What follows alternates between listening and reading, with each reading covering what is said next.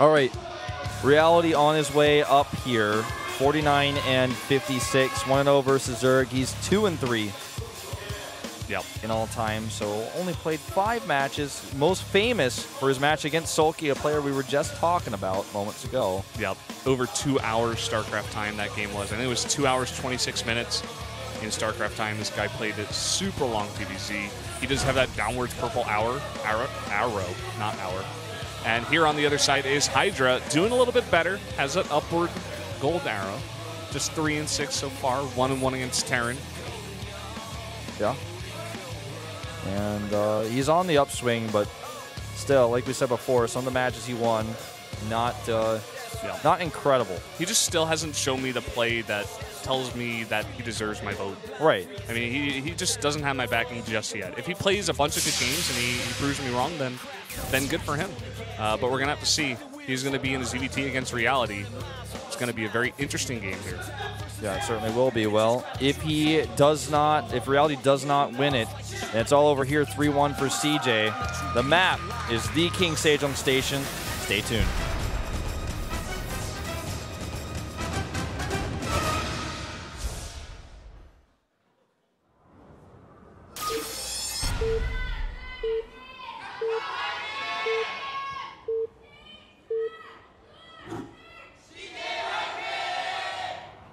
LTA는 SK텔레콤.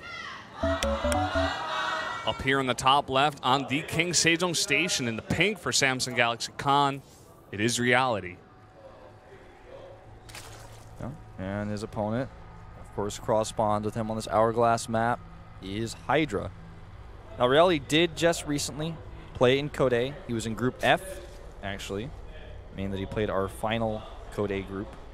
And he lost. He went in 3rd place, losing to Ruin in the final match, somebody who became very famous for actually making an S and then losing to Sulky. But Reality did defeat Hydra 2-0, the only TVZ that he played in the group. So not too indicative of this matchup. And what do we have here? Well, it's actually just an SCV. Yeah, it's just an SCV. That was a rhetorical question, guys. And look at this. They are not, well, they do bump heads because Hydra does put it on the attack command. He is going to see this SCV. Well, this happened once before already. Starts a barracks late. Not that late, actually, I guess, but he loses a lot of mining time.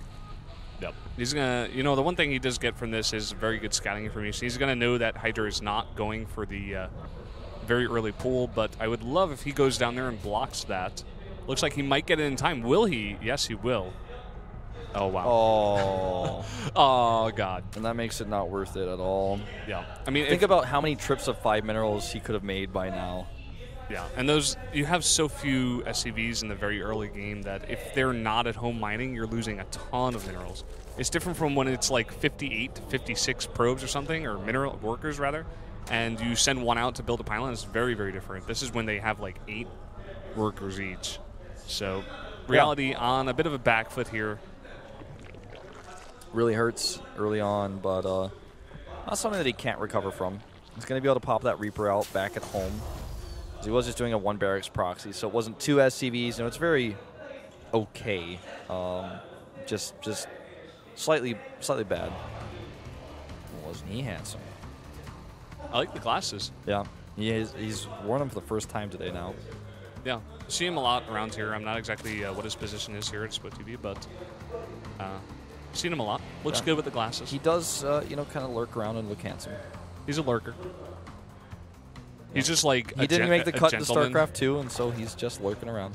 He's just a guy that works for SPL2014, like professional showing, gentleman. Yeah, showing how like handsome their company is just by walking around. You know that actually exists, that profession. Does it really?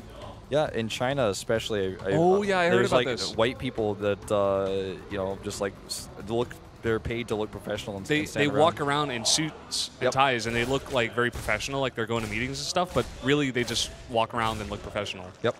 And they make the company look business-like, I guess. Well, it looks like there's foreign investment, right? Yeah. So that's the idea. But very interesting idea.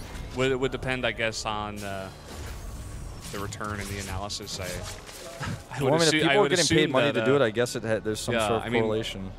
I guess that kind of image is very important in China, but That was a bit weird, by the way. Reality like poked the queen with the Reaper. That was at like 12 inputs. I'm like, whoa, gotta be careful, man. Now he's got the second Reaper though. yeah, got his buddy. They're holding hands now. Heel hands. Yes. Look at this. Reality dropping that factory. Has a reactor on that barracks as well. Probably going to go into Hellions, and he is going to drop a second CC here. Could see mech. Yeah, it's possible, actually. And the Overlord here on the main base is going to have to be warded off, though, before he can actually drop any additional tech. A third Reaper is started. That's news to me that he's going to be committing pretty heavily to try to damage the third base. Or a misclick, but I'm pretty sure it's the former. Yeah.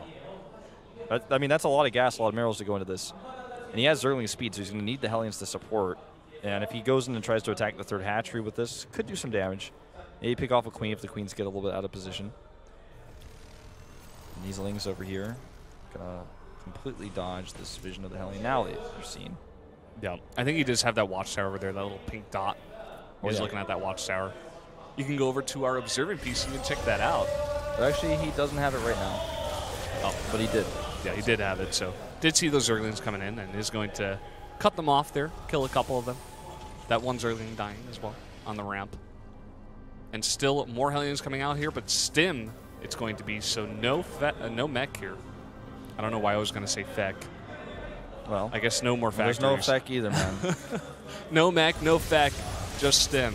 Now he's going to start poking at these queens. He's going to do a lot of damage. Does he have enough energy here for Transfuse? He's going to try to micro back that queen. Very nicely done so far. A little bit of missed-targeting there. Is going to lose a Reaper, I believe. Well, the queen that he has over here is the one that was targeted is the only one that has enough energy for Transfuse. The other two at 20 right now.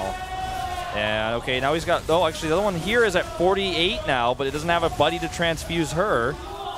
And actually, I think he could have, if he microed a little bit more aggressively there, targeted that one down, but he doesn't get it. Yeah, being very patient with this, not committing too much is reality. Did lose one unit before, so he's being very careful. He's now actually going to back off. Did force a ton of these Zerglings out here, but seeing that Spire go down, it's not going to be too bad here for Hydra. No. Well, the upgrades are going to be ahead here for reality. He's going to have the E-base finish up much faster than the Evo chambers, as they have not even been started.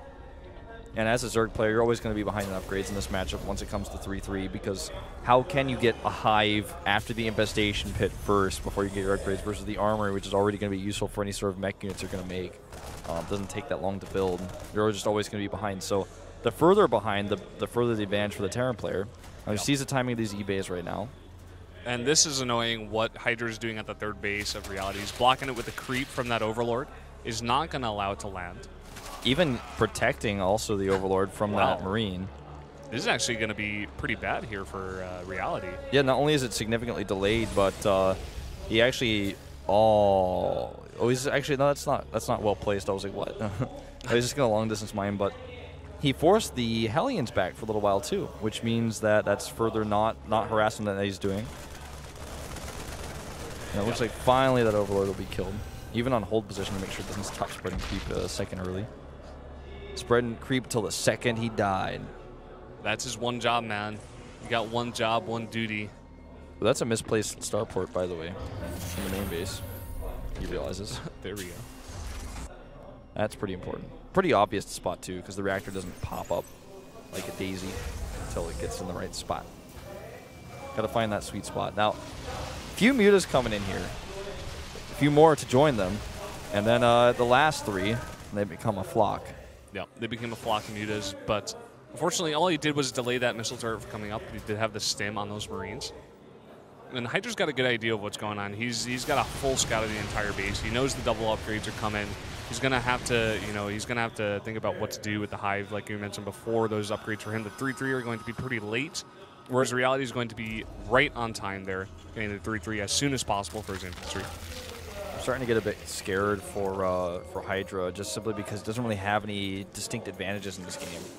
even lost Mutalist earlier when he was trying to harass. Not a whole lot of damage done.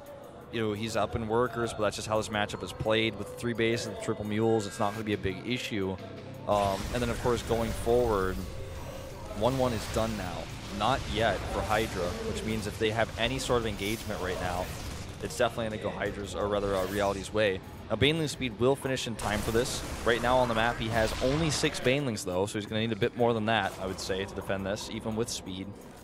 And 2-2 started right away, no delay whatsoever for Reality. So he's gearing up to be in a really, really good spot when it comes to the late game. Yeah, I mean, he's even in a good spot right here. He's right at the front. He just finishes 1-1. He's going to clear a ton of creep there. He's going to kill that queen as well. He's going to put the pressure on a Hydra, force him to come over here and defend. Yeah, +1 Baneling speed and combat shields all line up right side, as you guys can see. +1 for Muta is actually going to finish up as well. So with that, he's going to have a little bit more power to his Mutas, flying him around. He's going to try to catch some reinforcements here, but loses a Muta, not worth it. Yeah, trading 1 Muta for 1 Marine. Not the best trade there. Did force a stim, but also not the best trade. He's going to catch 2 Hellbats. Oh, little bait set up over here. But he's basically cut AoE out of the picture, right? He's adding a few Hellbats in, but we've seen this already in the past. They're just not that great once Banelings are out. But he doesn't have a lot of Widow Mines, so basically he's just relying on the burst damage of a massive amount of Marines in his Marine splitting, rather than trying to fight with the AoE units, like support units. He's just kind of cut out the middleman here. Yep. But I worry for him, though, against a player who's so good at playing defensively. Let's see.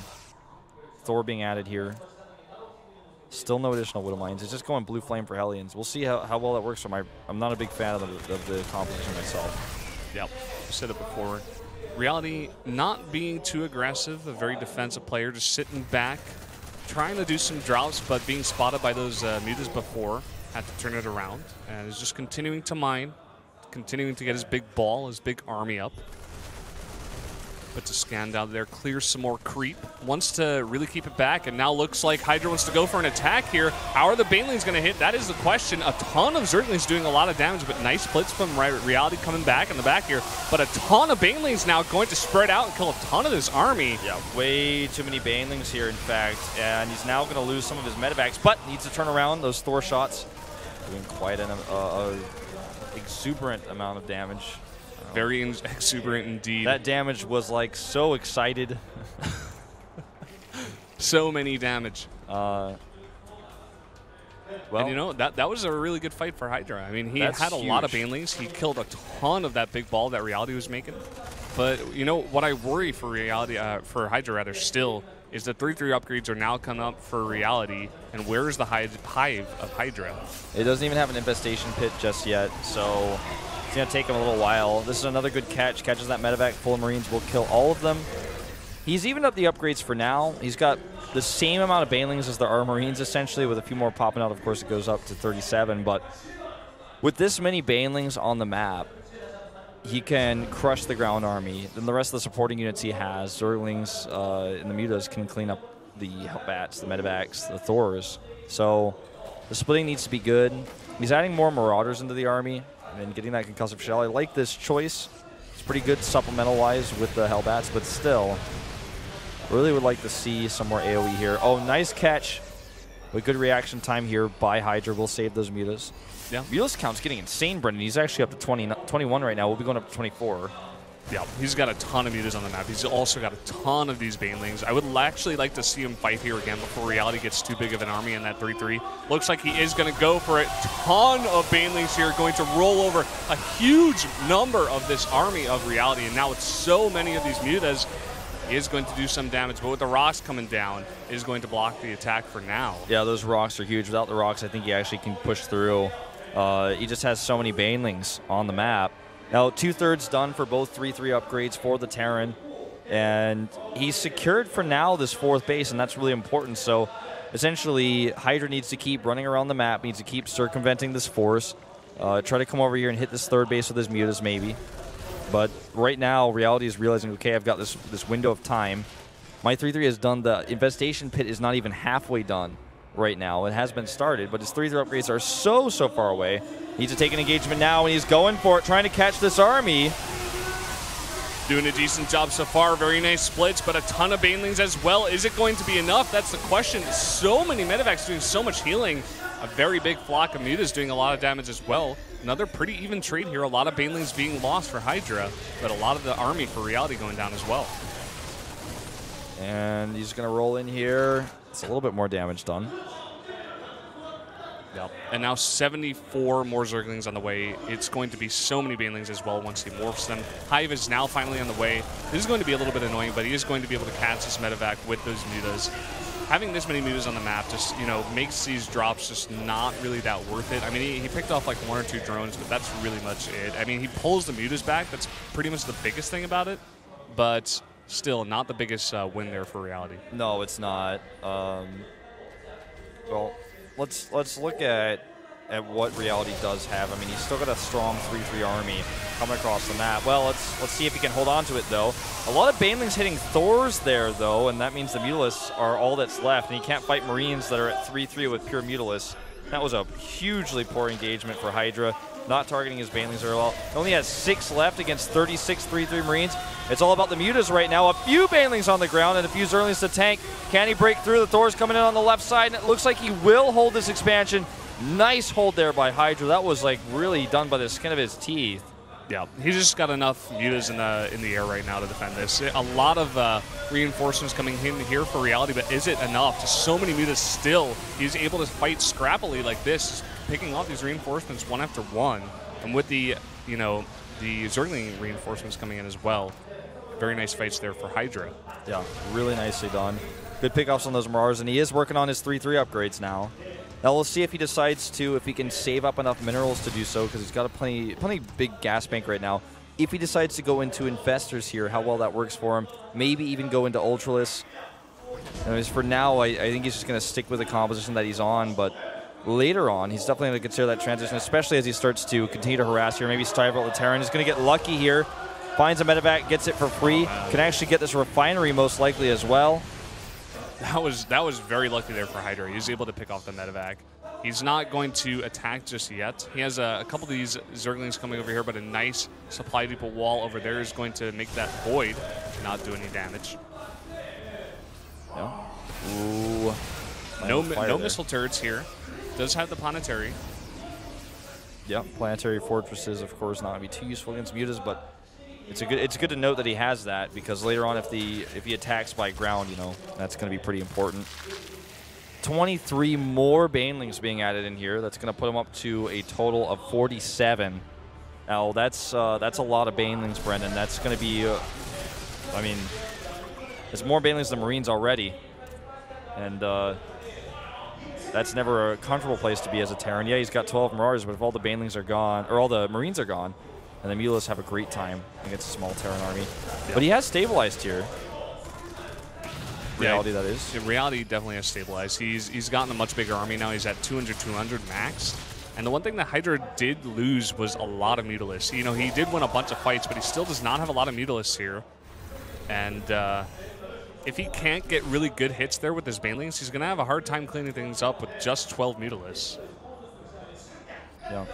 Well, high ground here goes to Reality again. He's going to pick out some of these drones. A nice drop location, and oh my god, this is it. This is, wow, he just 1-8'd like all of his army back. This gives Reality a great position here. Now all of his banelings are stuck. Yeah, and the 3-3 isn't done yet for his army here. And is he actually going to get the hatchery? No. Doesn't even get that. He is going to be picked up, all of those Marines, and now Hydra is so out of position. Reality just playing with him, dropping on the high ground again. Yeah, pull him back and forth across the map. Repeatedly going to kill the last of these drones. And now going to get this base. So he should actually be able to get both hatcheries. And, oh, this is a fight that he's going to decide to take. Hydra, that is. A bit of a delayed reaction there by Reality on that stim and move in with the Hellbats. And here come those banelings. There's still a lot of them here. And it looks like he's going to fight this Terran army and trade about evenly. Yeah, he's actually going to do a very nice job there. Still having some banelings left over. Is going to try to chase that medevac that did pick up that Thor. Does finally pick up the Thor, but is it enough? More Zerglings come in here. This is actually such a close game. Supply-wise, these two are very, very neck and neck. At least 4 Marines do realize that if they stim, they can kill this hatch, so it looks like he is going to get it. Hydra sends Zerglings over there a bit too slow. We'll clean up these units with the Broodling support as well. But this is important to note because right now, Hydra hasn't been able to kill any part of his opponent's economy. He has extra bases now, extra orbitals. He's even going to take this base over at the 2 o'clock expansion. Nice little repair on this turret, just way too much damage output there. 2 mutas go down, and this is starting to get a bit sloppy by Hydra. Yeah, that was not a good trade at all. Reality is going to have to turn this command center around for now with those mutas coming around, but he is now going to drop it. Has another command center there at the 4th base in the middle. He does want to use that. Now Hydra, a ton of Zerglings still on the map, going to morph a ton of those into Banelings. Just sticking on this Ling, Bane, Muta composition. Does not want to fly over the army of Reality. Loses a bunch more Mutas there. Yeah, he's playing this a bit sloppy here in the late game, I have to say. I liked how he was doing it up until this point, but he's making a lot of mistakes now. But Reality will likely save this base. Now, will he decide to use the Banelings to target it? Bit risky considering the cancel possibility. Now he kills all the SCVs. That's pretty important. Well, that costs him a lot of army too. Those Banelings blowing up on the SCVs means they're not blowing up on these Marauders. And GG, Reality just knows that, or rather, Hydra knows that Reality has too much to work with here. He's out of steam. He lost that base, the bottom left. And we're going to go to an ace match, Brendan. Yeah, very interesting. I mean, we've seen players GG out a bit late in some games. Hydra, you know, being very cognizant of what his opponent has and what he does not have, and decides to just end it early. Like you said, I think the best way to describe it, he just ran out of steam. He just didn't have enough. He used a ton of those Banes on the SCVs, and he was going down. He lost the base sword to the left as well. So Hydra going down. We were correct in all of our predictions today. Well done, Wolf, at least for this matchup. Yes. By the way, Maze. Oh, God. We're actually going to play on Maze, guys. We're going to see it first time here at Pro League. Definitely want to see this match. Very curious to see who they're going to pick for the ace players here. Could definitely see Hero. Yeah, well, I don't think we're seeing... The thing is, you want to send Roro out, but it's Maze, so you don't want to do it. That's the problem, right?